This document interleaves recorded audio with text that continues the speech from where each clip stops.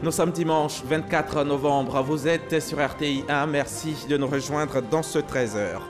Le président Alassane Ouattara est rentré hier de Paris, où le chef de l'État et son homologue Emmanuel Macron ont échangé sur la coopération bilatérale et régionale.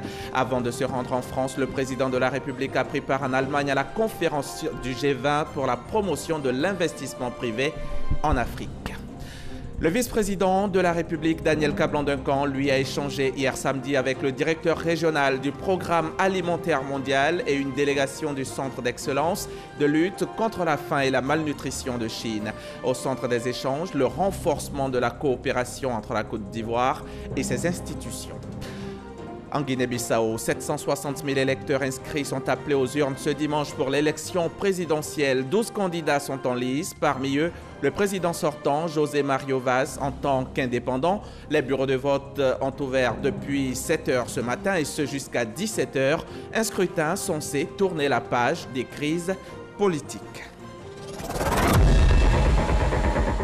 Le lait maternel est spécialement adapté pour répondre aux besoins du bébé dès sa naissance. Il est composé entre autres de protéines qui sont non allergènes, de vitamines et de minéraux comme la vitamine C et le fer, d'enzymes qui facilitent la digestion du bébé et d'anticorps et de molécules antimicrobiennes qui aident le bébé à se défendre contre les bactéries et les virus, d'hormones et de facteurs de croissance et de cellules vivantes qui protègent le bébé des infections.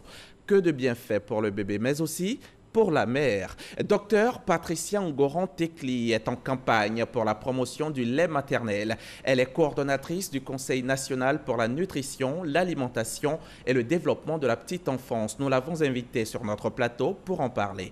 Bonjour docteur. Bonjour. Bienvenue sur notre plateau. Merci, c'est un plaisir pour moi. Tout à l'heure, dans 30 minutes, nous allons échanger sur les bienfaits du lait maternel. Merci. À tout à l'heure. À tout à l'heure.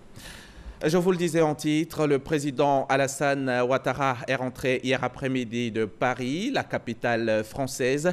Sur place, le chef de l'État s'est entretenu avec son homologue Emmanuel Macron, dont la visite officielle en Côte d'Ivoire est reportée à une date ultérieure. Les échanges ont porté sur la coopération bilatérale et régionale. Avant de se rendre en France, le président de la République était en Allemagne pour prendre part à la conférence du G20 pour la promotion de l'investissement privé en Afrique, Compact with Africa.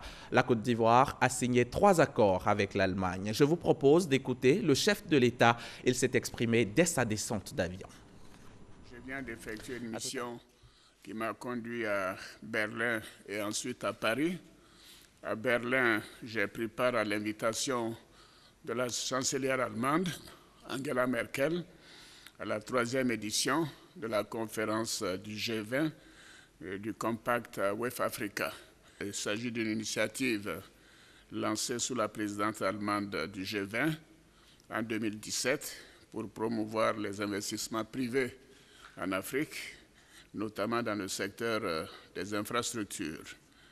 Alors, dans ce cadre, j'ai participé à une conférence sur l'investissement direct allemand en Afrique, qui a permis de présenter les projets phares développés par certaines entreprises allemandes dans 12 pays africains. Et la plupart des pays étaient représentés par les chefs d'État.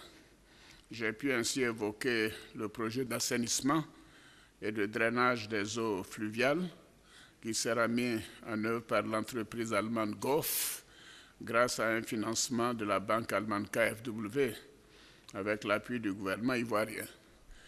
Ce projet est particulièrement important parce que cela permettra de relever les défis d'assainissement et de drainage des eaux fluviales dans notre pays, notamment dans le district d'Abidjan, qui compte 5,5 millions d'habitants.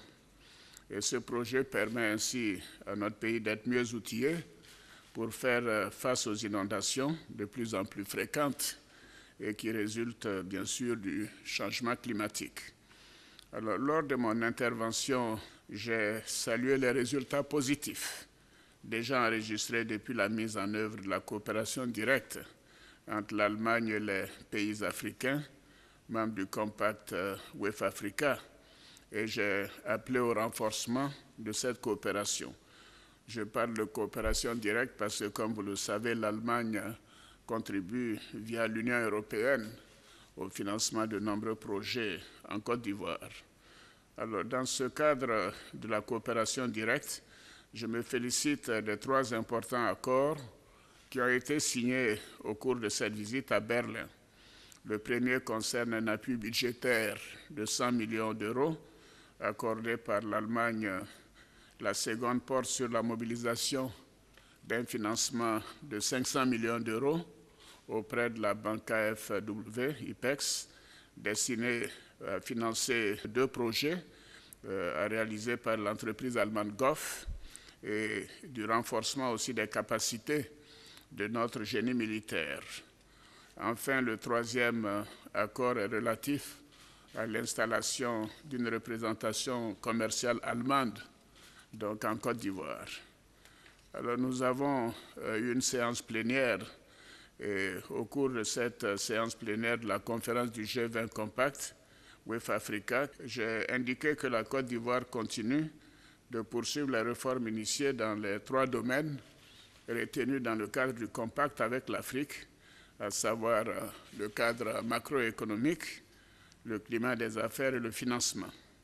J'ai aussi salué l'ouverture prochaine d'une délégation allemande en Côte d'Ivoire qui permettra de renforcer et d'identifier les relations économiques entre la Côte d'Ivoire et la République fédérale d'Allemagne. Enfin, j'ai réaffirmé l'objectif de notre pays qui est de passer du statut de grand producteur mondial de matières premières à celui d'exportateur de produits transformés et manufacturés. En marge de la conférence, j'ai pris part aux côtés de mes homologues à 2 dîners. Le premier offert par le président allemand, son Excellence M. Frank-Walter Steinmeier, président de la République fédérale d'Allemagne, et le second offert par la chancelière Angela Merkel.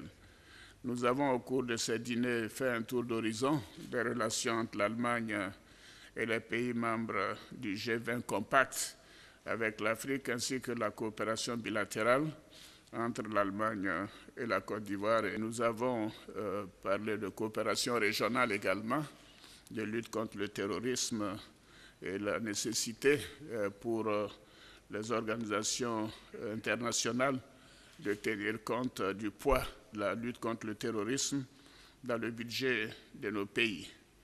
Alors, j'ai eu également des échanges très fructueux avec l'association économique germano-africaine Africa-Veren, composée de plusieurs responsables d'entreprises, et aussi avec la nouvelle directrice générale du Fonds monétaire international, Mme Kristalina Georgieva, et le directeur général de la Société financière internationale, qui représentait le président du groupe de la Banque mondiale, le président David Malpass. Je me suis entretenu également avec le président de l'Association fédérale allemande des petites et moyennes entreprises, les PME. Vous savez que les PME représentent 70% de la production donc en Allemagne, c'est-à-dire qu'elles sont très importantes. Donc j'ai insisté sur le fait que nous souhaitons que le président de l'association nous rende visite pour une rencontre avec le patronat, la Chambre de commerce et les PME.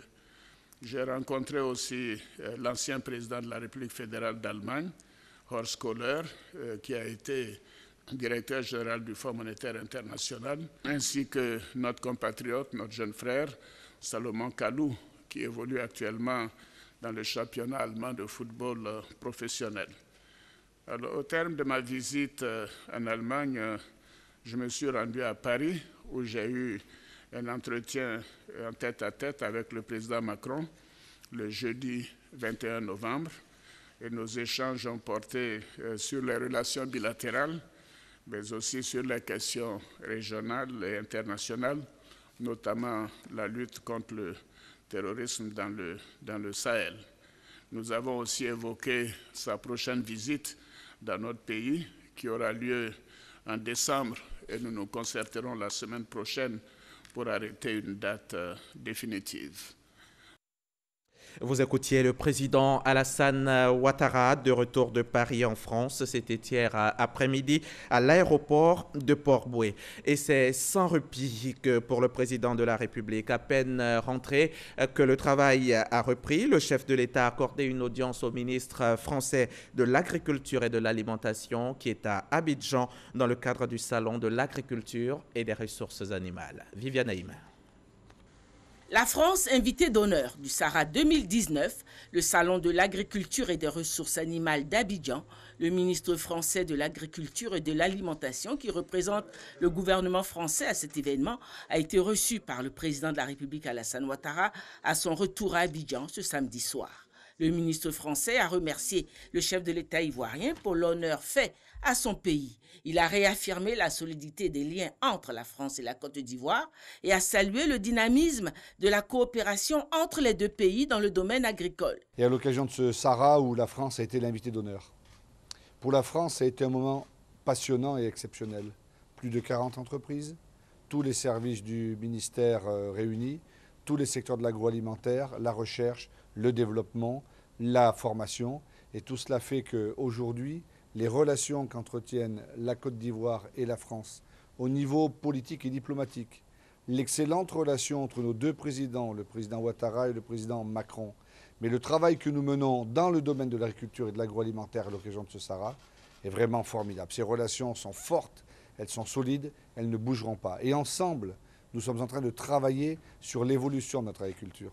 Le président Ouattara, le Premier ministre Koulibaly et le ministre Adjoumani ont fait un PNIA, un plan national sur l'agriculture qui est absolument formidable, je n'ai pas de mots, et nous travaillons ensemble à la transition agroécologique de notre agriculture, à faire en sorte que notre agriculture soit la plus durable possible et que notre alimentation, parce qu'il va falloir nourrir des populations qui augmentent en Europe comme ici, doit être la plus sûre, la plus saine, la plus tracée du monde. Donc dans ce domaine-là, nous travaillons, mais surtout pour conclure, Monsieur le Président de la République de Côte d'Ivoire, je dois dire que les relations qu'entretiennent nos deux pays, la Côte d'Ivoire et la France, sont en tout point fortes, sont en tout point essentielles à notre dynamique.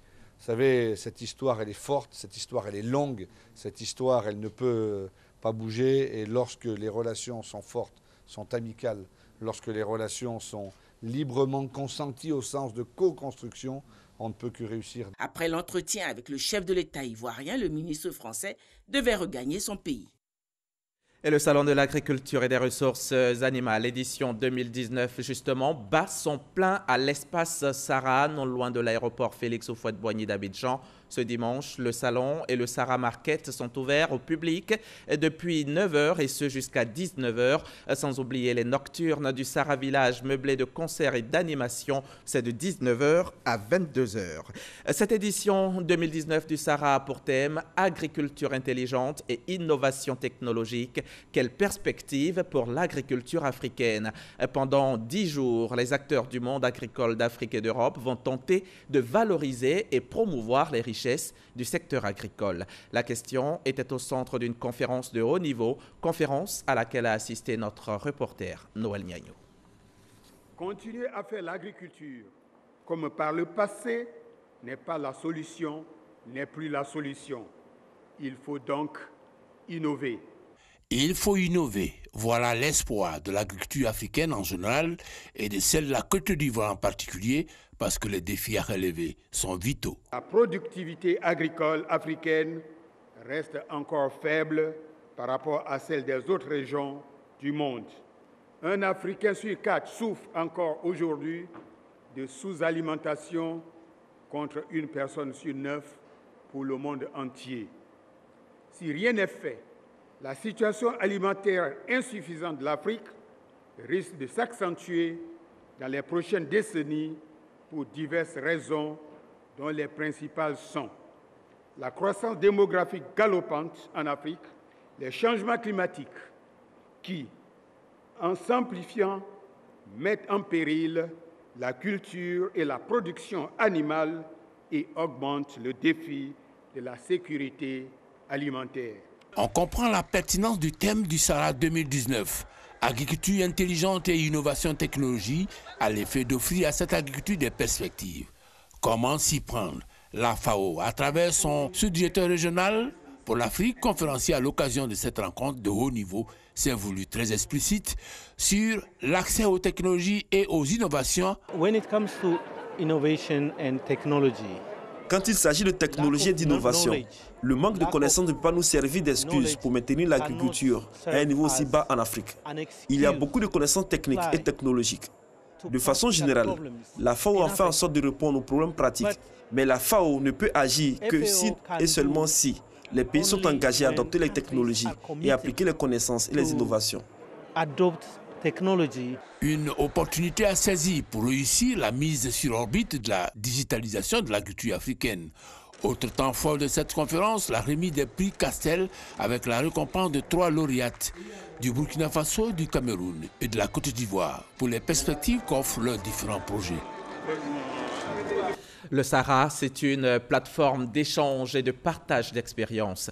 Cette année, Paul Cassi, qui est pisciculteur, a fait découvrir au public sa nouvelle approche de production de poissons, l'élevage en cage. Qu'est-ce que c'est exactement? Noël Gnagno a voulu en avoir le cœur net. Notre reporter a suivi le pisciculteur jusqu'à Maféré pour découvrir cette nouvelle technique. Son reportage.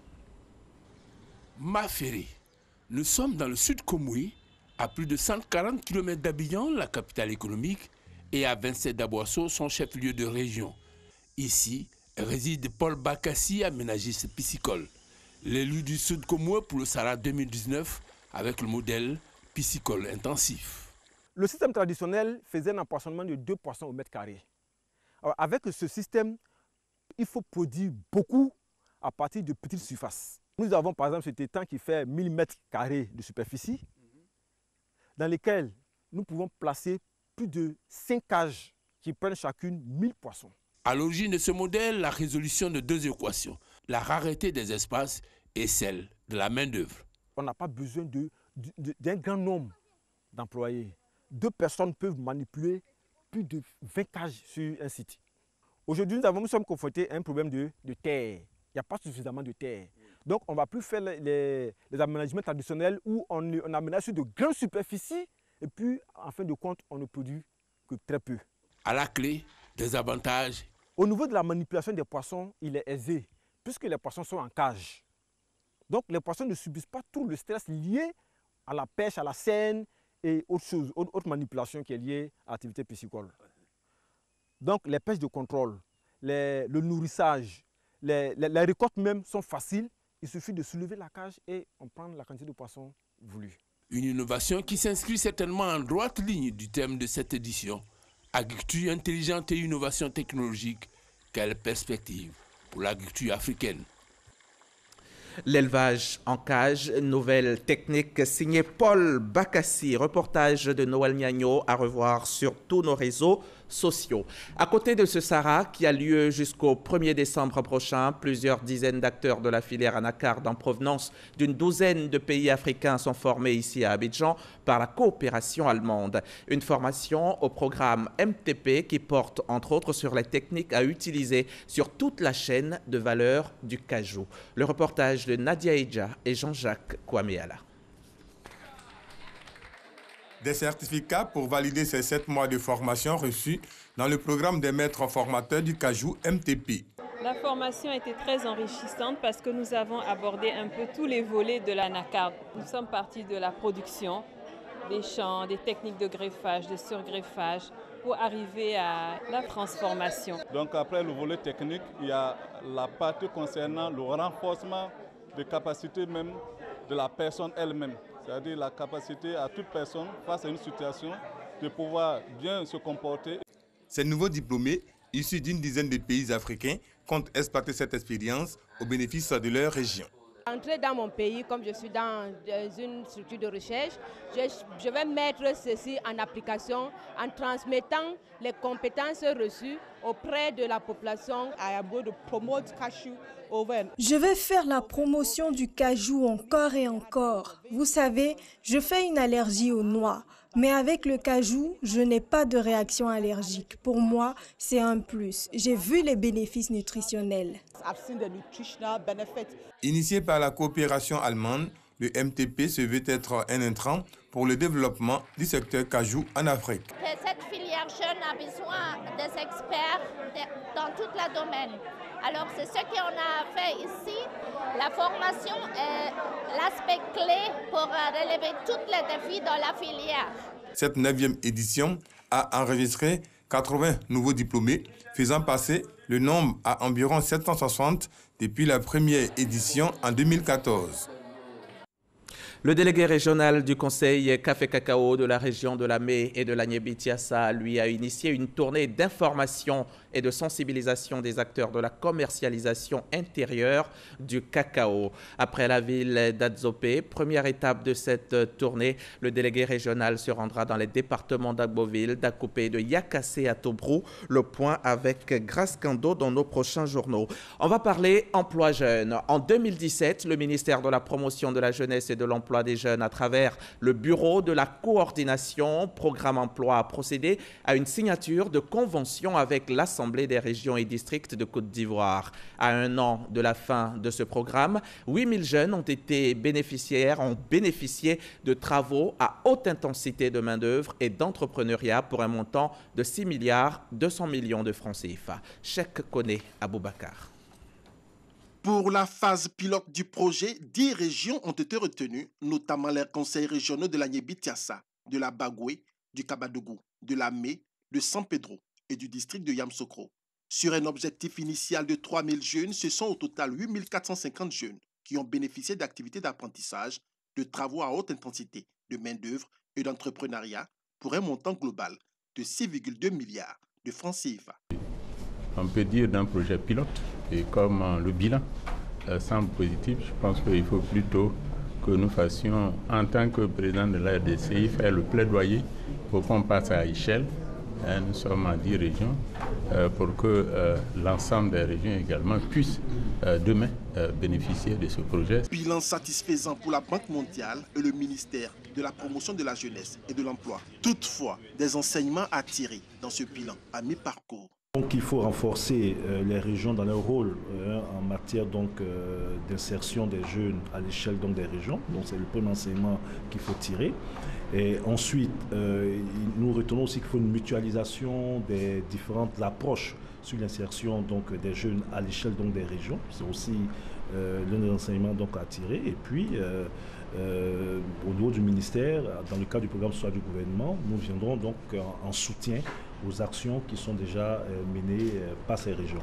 La directrice de la Banque mondiale a exhorté l'ensemble des responsables des régions à poursuivre l'engagement aux côtés du gouvernement ivoirien pour relever le défi de la lutte contre le chômage, avec un coût de 1003,4 milliards de francs CFA pour la période 2019-2020. Le programme social du gouvernement, PS-Gouv, accorde une place de choix à la question de l'emploi jeune à travers plusieurs initiatives et programmes. Dans quelques jours seulement, le président Alassane Ouattara effectuera une visite d'État dans la région du Hambol. Et les transporteurs, dans leur ensemble, comptent bien lui réserver un accueil chaleureux. Ils disent être reconnaissants au chef de l'État. Pourquoi? Il l'explique au micro de Kwadio Kwame de la station régionale RTI Bouaké. Mairie de Katiola, point de convergence des transporteurs de la région du Hambol. La rencontre se situe dans le cadre de la visite d'État du président de la République. Devant les acteurs du transport de la région, Diaby Ibrahim, le directeur général du Haut Conseil du patronat du transport terrestre, a dit toute la reconnaissance et la gratitude des transporteurs au président Alassane Ouattara pour un environnement favorable à l'exercice de leur activité, avant de les appeler à la mobilisation. C'est qu'aujourd'hui, dans toute la région du Hambol, comme dans tout le pays, le transporteur a besoin de 3 ou 4 choses. La première chose, ce sont les infrastructures routières. La deuxième, c'est l'environnement dans lequel nous travaillons. La troisième, c'est la fluidité routière. La quatrième, c'est la qualité du matériel que nous utilisons. Mais aujourd'hui, tous ces 4 points-là, le clignotant est ouvert. Comme ce sont les acteurs du transport qui constituent aujourd'hui le baromètre de tout ce qu'on peut mesurer en termes de flux des populations, nous sommes donc là aujourd'hui, le Hambol dans tout son ensemble, pour dire que nous attendons le président de la République et que nous serons mobilisés. Le préfet de Katiola exhorte les populations de la région à relever le défi de la mobilisation. Je lance un appel à chacune, à chacun, à tous, de nous mobiliser comme un seul homme pendant la durée du séjour du président de la République dans le handball, afin qu'au soir du 30, le président de la République puisse dire que le handball a été le premier en matière de mobilisation. Une parade des transporteurs à travers les grandes artères de Kathiola a mis fin à la rencontre. Dimanche, jour du Seigneur, nous allons prier tout d'abord avec les fidèles de l'église Aris qui étaient récemment en pèlerinage au Libéria. Chacun des pèlerins a prié pour son salut, mais aussi pour la paix et la stabilité en Côte d'Ivoire. Le reportage d'Ahmed Traoré et Kolo Koulibaly. Pour couronner le programme d'activités religieuses de l'année 2019 de l'église Aris, ces fidèles en quête de connaissances et d'édification ont effectué un pèlerinage à Globalé au Libéria. Ce pour témoigner reconnaissance et honorer la mémoire du prophète William Wade Harris, fondateur de l'église Aris. Selon le prédicateur Jules Biti du temple Noé de Yopougon, le pèlerinage de Globalé est également un acte majeur de foi dans la vie des croyants Aris, le symbole de la marche du peuple de Dieu sous la conduite des guides spirituels. 23 avril 1929, 23 avril 2019, ça fait 90 ans. Avant sa mort, il a dit sa maison sera érigée à un temple. Il faut que nécessairement les gens font un temple dans sa maison. Sa cour sera un temple. Et c'est pourquoi nous, au temple, nous avons décidé, avec l'ensemble des donateurs, avec les gens qui peuvent nous aider, avec la famille, pour réaliser ces grands temples. Et qui doit faire honneur au prophète William Wade Harris. Vous savez qu'en 2020, nous sommes en période électorale en Côte d'Ivoire. Nous avons prié pour les élections en Côte d'Ivoire et pour les élections en Afrique. Parce qu'il y a le Burkina, il y a le Togo. Nous ne pouvons pas rester indifférents. Pour la Côte d'Ivoire seule, nous avons prié pour toute l'Afrique, pour que les élections se passent bien. Les organisateurs, ceux qui organisent les élections, qui seront tous impliqués, la commission électorale, le conseil constitutionnel, il faut que Dieu leur donne tous la sagesse. Globalé est une terre sainte par excellence pour les croyants Harris. Lors des visites dans ce village, chaque pèlerin exprime ses préoccupations et doléances par prière individuelle. William Wade Harris, né en 1860, était évangéliste et originaire du Libéria. Selon les fidèles Harris, il baptisa 200 000 personnes dans l'espace de 18 mois. Il est décédé le 23 avril 1929 dans son pays. Du côté de Port-Boué, ici à Abidjan, à la cathédrale Troupeau béni de l'église du christianisme céleste, on a célébré la fête de Moisson, la grande fête de Moisson. Cette 27e édition a été marquée entre autres par des chants, des cultes d'adoration et une vente aux enchères. L'union et la cohésion étaient les maîtres mots lors de cette célébration, avec la paix si chère à leur cœur. Le reportage de Walter Amado Ouattara à suivre prochainement. En Guinée-Bissau, 760 000 électeurs inscrits sont appelés aux urnes ce dimanche pour l'élection présidentielle. 12 candidats sont en lice, parmi eux le président sortant José Mario Vaz en tant qu'indépendant. Le candidat du PAIGC, parti historique et vainqueur des dernières législatives, Domingos Simoes Pereira, ou encore Umaro Sissoko Ambalo pour le MADEM, principal parti d'opposition au Parlement. Un scrutin censé tourner la page des crises politiques. Les bureaux de vote sont ouverts depuis 7 h et ce jusqu'à 17 h. Je vous le disais en titre, le vice-président de la République a échangé hier avec le directeur régional du PAM, le Programme alimentaire mondial, et une délégation du Centre d'excellence de lutte contre la faim et la malnutrition de Chine. Il a été question du renforcement de la coopération entre la Côte d'Ivoire et ses institutions. On en sait plus avec Mahama Traoré. Le directeur régional du PAM, Programme alimentaire mondial, est à Abidjan pour participer aux travaux de l'atelier sur les bonnes pratiques et les technologies innovantes pour réduire les pertes post-récolte. L'urgence d'agir pour contrer ce fléau a meublé ses échanges avec le vice-président de la République, également membre du groupe principal des leaders mondiaux engagés pour le renforcement de la nutrition. C'est un partenariat entre la Côte d'Ivoire et le PAM. Okay. Et quand même, c'est une plateforme pour l'échange de bonnes pratiques de tous les pays dans la région.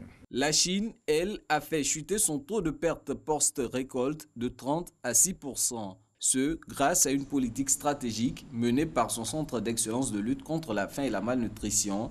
En échangeant avec une délégation de cette structure, il s'agit pour Daniel Cablon-Duncan d'établir une coopération au profit de la Côte d'Ivoire et des autres pays africains.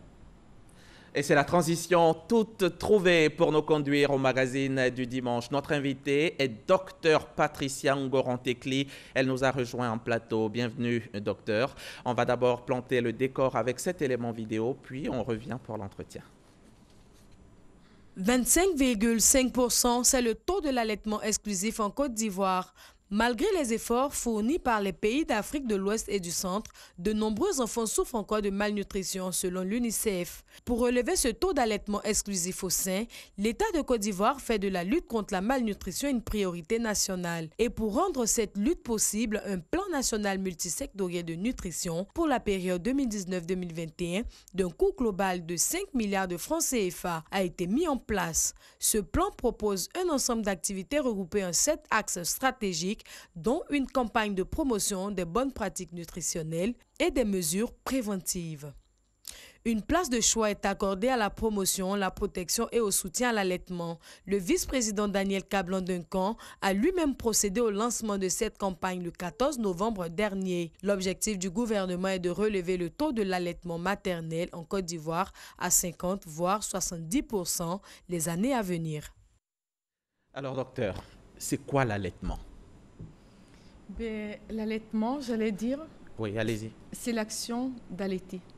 Et allaiter, je voudrais insister, allaiter, c'est le fait de donner son sein, ses mamelles pour les mammifères, à l'enfant, à son petit.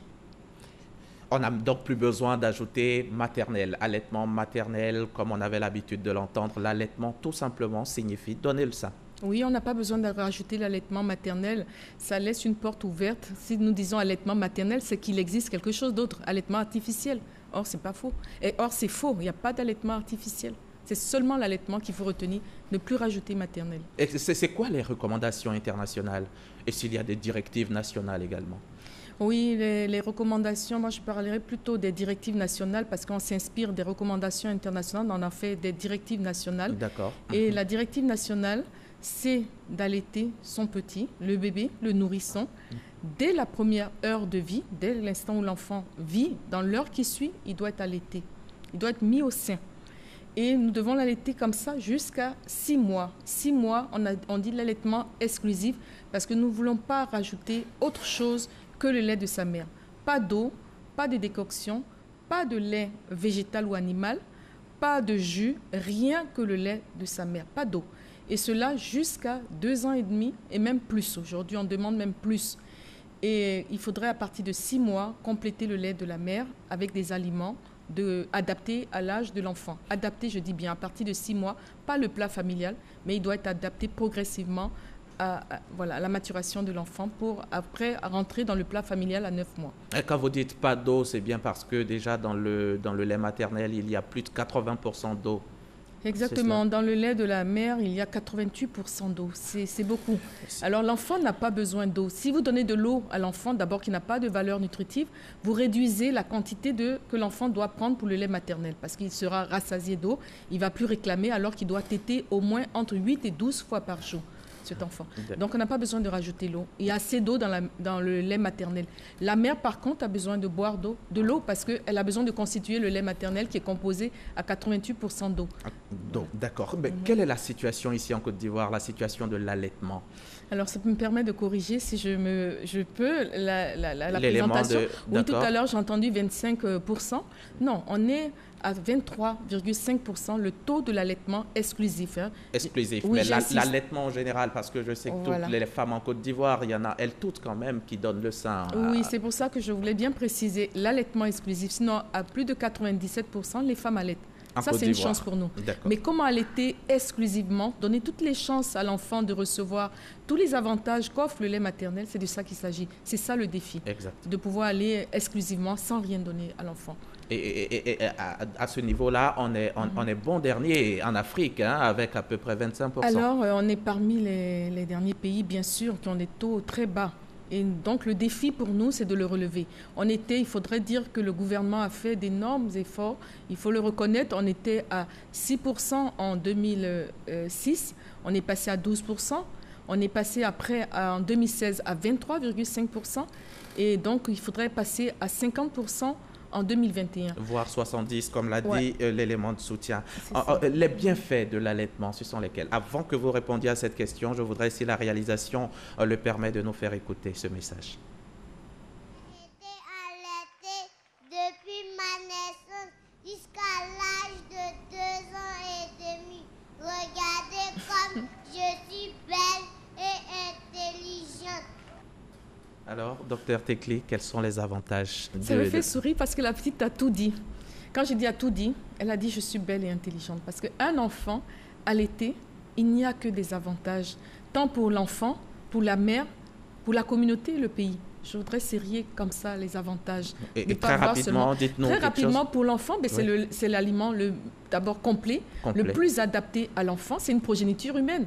Donc quand l'enfant naît, tout de suite, l'organisme sait que l'enfant est né et il fabrique le lait et il l'adapte au fur et à mesure des jours qui passent avec l'enfant. Donc c'est le meilleur lait, il est assimilable, il se digère facilement. L'enfant qui a allaité n'a pas de souci de constipation. D'abord, le lait est prêt à l'emploi. Il protège l'enfant contre les infections. Et il permet à la famille donc d'économiser. Pour revenir au cas de la communauté, la famille va économiser. Il protège contre les infections parce que l'enfant qui est allaité, qui n'est pas allaité, va au moins faire 5 épisodes diarrhéiques du fait que vous allez manipuler, utiliser de l'eau qui n'est pas propre. Donc l'enfant a des risques de mourir. Il a des risques encore 5 à 7 fois de contracter des infections respiratoires qui sont très très fréquentes chez l'enfant et qui peuvent aussi l'emporter. Donc des risques aussi à ce stade, il faudrait promouvoir l'allaitement pour l'enfant. Et pour la mère, ça protège la mère, d'abord l'enfant qui naît aussitôt. Dès que vous le mettez au sein, il y a une contraction utérine qui se fait. Donc ça permet l'involution de l'utérus de revenir à sa place et d'évacuer le sang, les caillots de sang qui sont encore dans l'utérus. Ça permet à la mère de retrouver aussi son poids. Une femme qui allaite correctement va retrouver son poids d'avant la grossesse. Ça permet aussi à la mère d'éviter certains cancers. Il y a un grand risque de cancer du sein chez les mères qui n'ont pas allaité et du cancer de l'ovaire. Et ça permet aussi, il faut revenir à ça, la contraception. Une mère qui allaite correctement ne peut pas avoir de retour de couche. Donc l'espacement de grossesse va se faire naturellement. Naturellement, 2 ans, 2 ans et demi entre 2 grossesses et puis l'allaitement maternel est vite aussi. Et peut-être, si vous me permettez quand même, il faudrait dire que l'État y gagne. La communauté y gagne d'abord dans la gestion de l'environnement. Avec le lait maternel, vous jetez rien. Tout est dans le lait, dans le sein de la mère. Et ça coûte à l'État de ne pas allaiter, de ne pas faire allaiter à cause du coût des maladies. Mais aujourd'hui, on estime au niveau mondial qu'il est perdu non seulement des vies pour la femme, 100 000 vies, et pour les enfants, 600 000 vies par an qui sont perdues. Et par argent, il y a plus de 500 milliards de francs CFA qui sont perdus par jour. Par jour. Oui. Alors pour la Côte d'Ivoire, qui est un pays de la sous-région qui est en registre de faible taux, je suppose qu'on perd beaucoup d'argent. Mais il se trouve, docteur, que des nourrissons peuvent refuser le sein. Ça n'existe pas. Ça n'existe pas. D'accord. Et il y a aussi les fondements religieux pour ceux qui... Ça existe. Oui, ça existe et ça me plaît d'en parler parce que, comme vous avez dit, l'enfant ne peut pas refuser. Dès l'instant où la femme a été créée avec un utérus, il va de soi qu'elle va mettre au monde un enfant. Et elle a la nourriture de cet enfant. La nourriture, la meilleure nourriture pour cet enfant, c'est une nourriture d'une progéniture humaine. Ça ne peut être que ça. Donc, vous comprenez qu'il est écrit, et quand nous avons trouvé ces fondements, nous sommes à l'aise. Parce qu'il n'y a pas que des fondements scientifiques. Il y a des fondements religieux qui établissent déjà les normes. Et donc, quand vous prenez, moi, je voudrais partir déjà avec le Coran. Je ne suis pas musulmane, mais il faudrait dire que le Coran est fort pour ça. Quand vous prenez la sourate 4, ayat 23, qui est très clair, qui dit... Et ça, c'est la sourate An-Nisa, ce sont les femmes, la sourate les femmes. Ah ben, c'est formidable, parce que cette sourate dit, si vous avez allaité, si une nourrice a allaité des enfants, qu'ils ont été rassasiés, au moins 5 fois qu'ils ont été allaités et rassasiés, il leur est interdit de se marier. Là, on vient de démontrer que le lait est important, et important dans la fratrie, plus que le sang.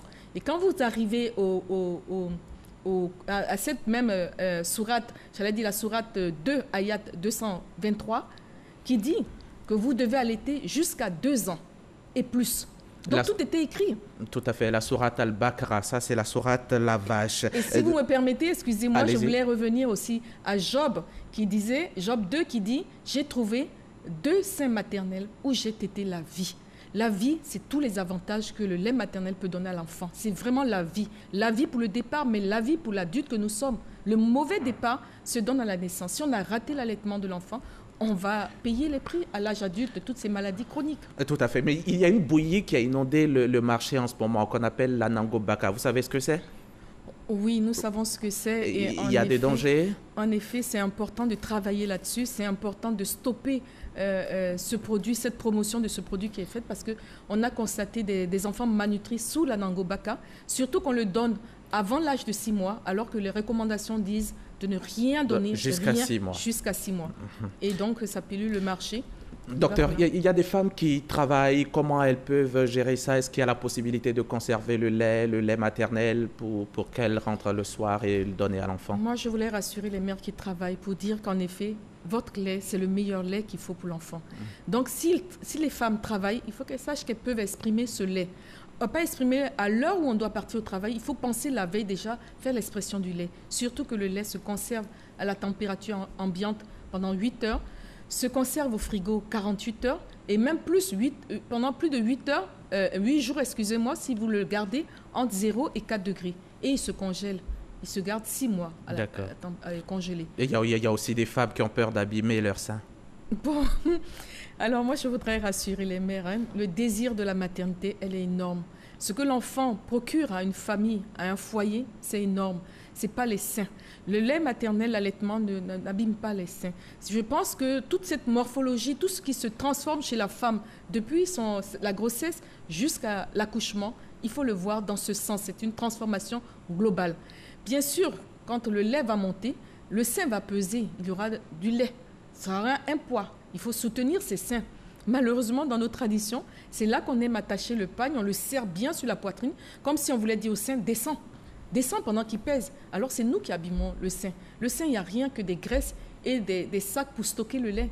Si on veut garder sa poitrine, alors je conseillerais, peut-être sur un autre plateau, mais il y a des muscles derrière les seins qu'on appelle les pectoraux. C'est ça qu'il faut regarder. Elle préfère peut-être la tétée des adultes. Mais à quel moment on n'allait pas, madame? Il y a bien souvent des exceptions quand même. Mais là, comme vous l'avez dit, vous voyez, le lait maternel, l'allaitement, c'est une merveille de Dieu. Il n'y a presque pas de contre-indication. Chez l'enfant... Même une mère malnutrie peut allaiter. Une mère malnutrie peut allaiter, sauf si c'est vraiment un cas sévère. Mais il existe des contre-indications, c'est selon les médicaments. Et même là encore, peu de médicaments passent dans le lait. J'allais dire, c'est peut-être une mère qui est sur chimiothérapie, qui doit peut-être ne pas allaiter. Oui. Une mère qui est dépressive. Il existe des moments où l'enfant ne peut pas bénéficier, c'est quand aussi sa mère est décédée. Et le cas de la nourrice, à part l'avènement du VIH qui a fait que maintenant, aujourd'hui, il faut tester. Sinon, c'était carrément la nourrice qui devait prendre le relais. C'est quoi les bêtes dans les seins? Alors, les bêtes dans les seins, c'est vraiment une imagination. Ça n'existe pas des bêtes dans le sein. C'est surtout lorsqu'il y a un engorgement mammaire, si l'enfant ne tète pas bien, il ne sait pas bien prendre le mamelon et tout ce qu'il faut pour presser, pour faire sortir le lait, il y aura un engorgement mammaire et le lait va stagner dans les canaux et donc ça va durcir. Et donc, les tradis praticiens, il faut le dire, parce qu'on les a formés, ils ont reconnu, en effet, parce que quand ils vont taper sur le sein, mettre des serviettes chaudes, le lait va s'écouler. Et va s'écouler avec si je peux dire, le durcissement du lait. Et quand ça tombe dans l'eau, on donne l'impression que c'est des bêtes, mais ce n'est pas des bêtes. Il n'y a pas des bêtes dans le sein. D'accord. Parlez-nous très rapidement, le temps qui nous est imparti est presque achevé. Le colostrum, le premier liquide jaunâtre à peu près qui sort des seins. Il y a beaucoup de familles qui pensent que ce n'est pas le bon, c'est peut-être le sperme, les restes de sperme de l'homme qui sont là. Il faut le jeter. Qu'est-ce que vous en dites, le colostrum? Ouais. Vous avez osé toucher du doigt le plus important, c'est le colostrum. C'est le premier lait qui est fabriqué pendant la grossesse, juste avant l'accouchement. C'est déjà en place, le colostrum. Et dès que l'enfant sort, là, on doit mettre cet enfant au sein pour bénéficier de ce colostrum. Il n'est pas d'une quantité importante, mais de qualité, il est très important. L'enfant est séparé de sa mère. Il est dans un milieu extérieur. Il n'est à l'abri de rien. Il n'est plus dans ce milieu stérile. Le colostrum, justement, est ce que nous appelons le vaccin. C'est celui-là qui contient énormément d'anticorps, des cellules de la mère, qui va protéger l'enfant contre les infections. Il va permettre une maturation de l'intestin. Et il va permettre cette évacuation de ce qu'on appelle le méconium, qui est des selles collantes noirâtres qui vont débarrasser l'enfant de ces selles. Il va permettre aussi, comme je dis, le colostrum, c'est riche en vitamine A, d'où sa couleur orangée. Il faudrait qu'on le retienne. C'est important pour l'enfant. Il va changer au bout de quelques jours après la naissance de l'enfant pour devenir du lait à 1 mois, du lait mature, blanc. Mais il ne faudrait pas le jeter ni le laver. On me dit, madame, dans l'oreillette que c'est l'heure, mais j'ai envie de vous la poser très rapidement. Pour les premières heures de vie, il faut pouvoir donner le sein à l'enfant. L'enfant est supposé naître dans un hôpital, alors qu'on voit des mamans dont les bébés ne sont pas nourris au sein. Est-ce à dire que les médecins ne sont pas au courant qu'il faut donner le sein? Qu'est-ce qui se passe? Pourquoi dans nos hôpitaux on ne donne pas le sein? Comme vous l'avez touché du doigt, c'est vrai que la mise au sein précoce a certes augmenté. On était à 31,5. Aujourd'hui, on est à 36,3. Le niveau est très bas. C'est petit. Oui. C'est encore bas quand nous pensons que le taux d'accouchement assisté dans les centres de santé c'est passé à 74%. Il y a un travail à faire avec les sages-femmes, les agents de santé, surtout que nous avons pris un décret qui réglemente la vente des substituts du lait maternel. Donc, il interdit la promotion de ces laits dans les centres de santé. Il faudrait que les agents de santé s'y mettent à l'allaitement. Pour tout le bénéfice que nous gagnons. Permettez-moi quand même, avant de terminer, je voudrais quand même remercier son Excellence, le vice-président de la République, Daniel Kablan-Duncan, pour son engagement, franchement, sans faille, qui a permis de faire changer les choses. Et aujourd'hui, la preuve, il est reconnu au niveau mondial comme étant le champion de la nutrition. Merci. Et je voudrais aussi saluer le Premier ministre pour l'implication, l'engagement aussi du Premier ministre, du gouvernement, pour ce plan national multisectoriel. Et dans le même temps, le président de la République, Alassane Ouattara, et je rappelle que vous avez initié une caravane de sensibilisation justement de toutes les femmes de Côte d'Ivoire. Merci, docteur Patricia Ngoran-Tekli, la coordonnatrice du Conseil national pour la nutrition, l'alimentation et le développement de la petite enfance. Vous êtes venue nous parler aujourd'hui de l'importance de l'allaitement, le lait maternel essentiel pour la santé, le bien-être du bébé et de la mère. Merci encore d'avoir répondu à notre invitation. Et on l'a compris, le lait maternel ne cesse d'être imité, mais jamais il n'a été égalé. Quant à vous, chers téléspectateurs, j'espère que vous avez pris grand plaisir à nous suivre. Ce magazine, vous pourrez le revoir sur notre application RTI Mobile et sur rti.ci. Vous faites confiance au groupe RTI. Vous faites bien. Bon dimanche.